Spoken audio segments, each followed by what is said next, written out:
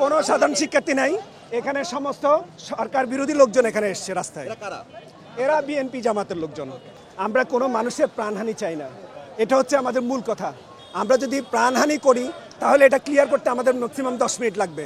আমরা চাচ্ছি কোনো মানুষের জীবনহানি যেন না হয়, এটা আমাদের প্রথম প্রায়োরিটি। তারা একটা আন্দোলন করতেই পারে, তারা আন্দোলন গণতান্ত্রিক দেশে তারা আন্দোলন করবে, কিন্তু আমরা চাচ্ছি যে তাদের জন্য জানমালের কোনো ক্ষতি না হয়। সেজন্য আমরা নন লিথেল উইপেন ব্যবহার করে বারবার তাদেরকে ডিসপাস করার চেষ্টা করছি।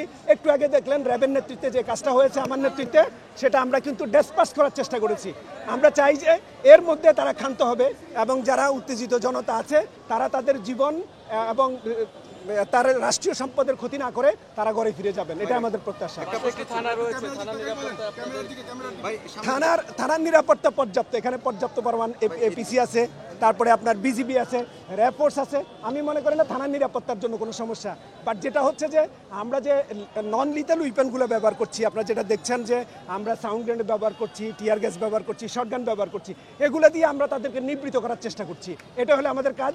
তারপরেও যদি তারা জনগণের ধন সম্পদ নষ্ট করে, কোনো জীবনহানি করে, আমাদের উপর কোনো হুমকি চলে আসে, তখন আমাদের রাইট অফ প্রাইভেট ডিফেন্সে যেটা করা দরকার আমরা কিন্তু সেটাই করব। একটা বিষয় বলে দিন, এখানে কারা আজকে নেমেছে?